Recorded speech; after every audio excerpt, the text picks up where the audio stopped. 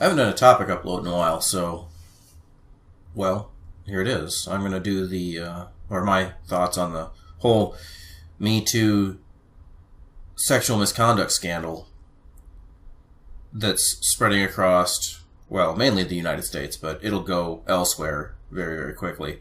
And my thoughts at the beginning of it is they moved very swiftly to the term sexual misconduct because it is the widest encompassing term. For example, you could have two people that are, hugging in the workplace at, say, NBC, and there's nothing wrong with two people hugging.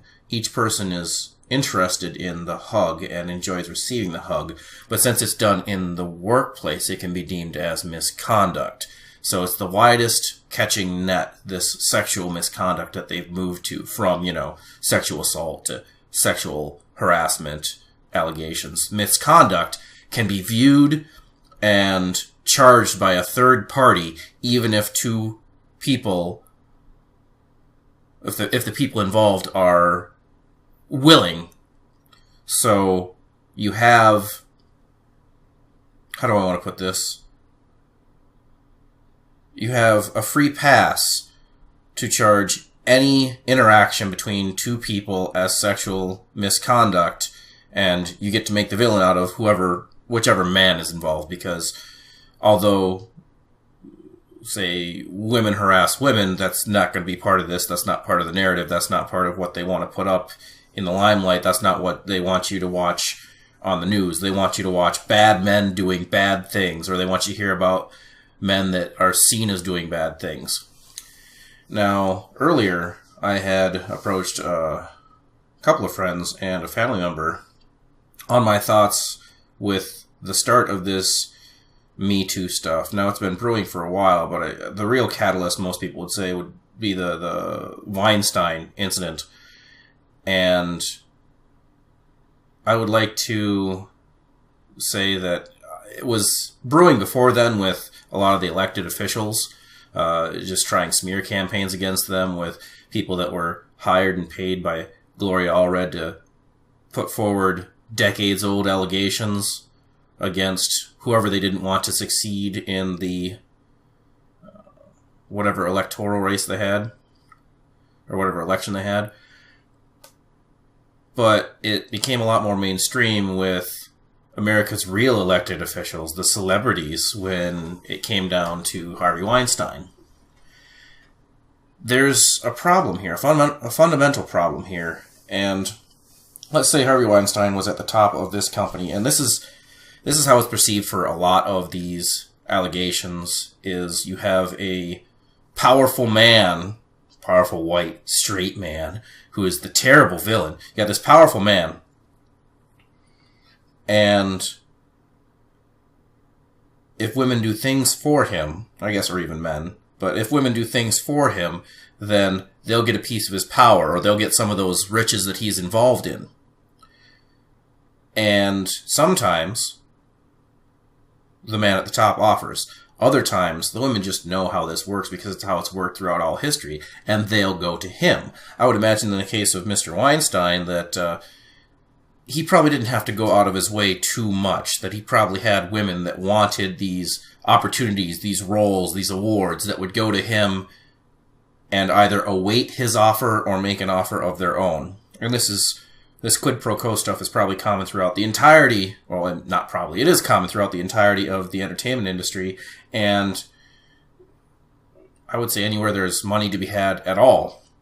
Now, specifically, when you're talking about actors that have already broken into, let's say, Hollywood cinema, and they need that next leg up, that launching platform. You can be a fool and be an actor and be successful, but it's hard to be dumb and be successful. So most of these people involved are intelligent people, even if they make foolish decisions or act like a fool. They're intelligent people. They could even have misled perceptions, but they're not dumb, and they're certainly not naive, especially when you consider the number of times that they'll be playing in a story, in a movie, or in a role that involves something like this quid pro quo stuff. They're very, very aware of how it works. They're not naive. They're not going into it uninformed. So you have at least some portion of these, shall we say, the women, the victims, that know what the arrangement is. That, let's say, to use the metaphysical, sell their soul to the devil for all the riches that they need to build their kingdom, to set themselves up for life. And in this case, let's say the devil's Harvey Weinstein. And so they offer to, I don't know, watch him do something, or do something with him, or let him touch them, or they engage in the sexual congress. And they do that deed with him in exchange for the opportunity or the follow-through, let's say an award, that launches their career to the next level where they're set for life. It's a bargain. It was agreed upon, and you can say coercion all you want, but it's not like they couldn't escape him. It's not like they weren't able to manifest the will to avoid being part of that engagement. So the problem here is you have all these women that sold their soul to the devil, again, metaphysically, to obtain the riches that they needed to build their kingdoms and have their life. And there's nothing, I don't want to say, brave or noble about showing your contract to the world and saying, you know, I sold my soul to the devil, but all the evil resides there within him, and none of it resides within me. Victimhood has been a faster growing currency than Bitcoin over these last few years. And it's favorable and tangibly beneficial to be the victim. However, there's no redemption. There's no moral nobility in thrusting your quid pro quo arrangement as some sort of sexual assault when you, an adult, a knowing adult, engaged in that to benefit.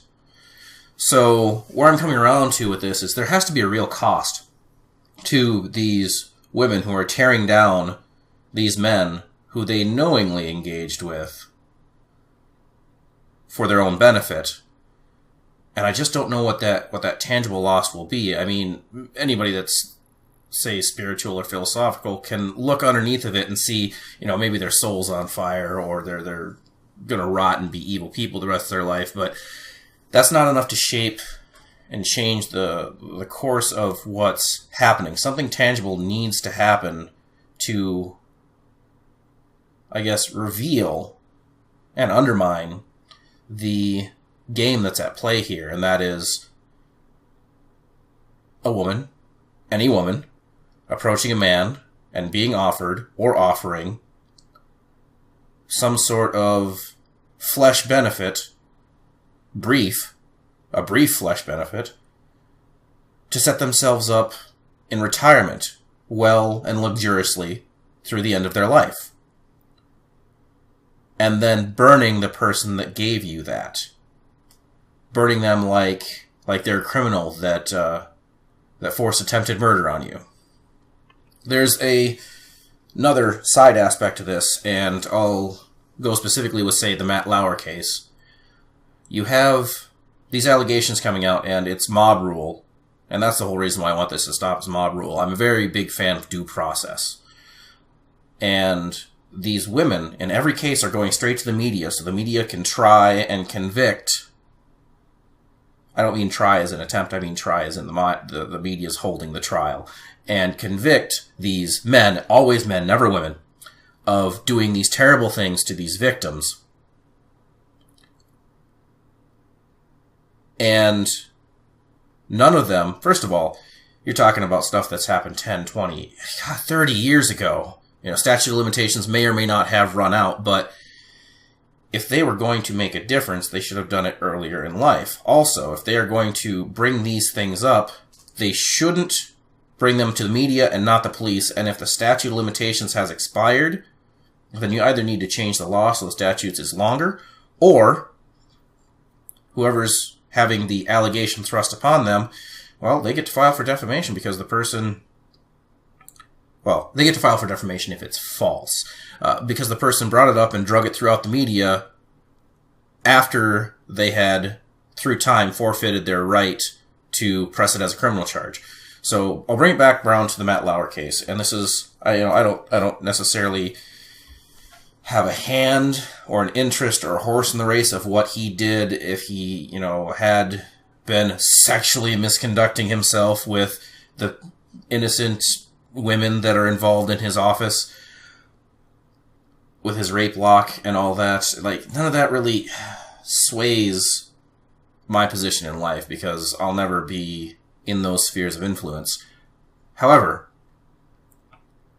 he's the first high-profile case to have done the right thing.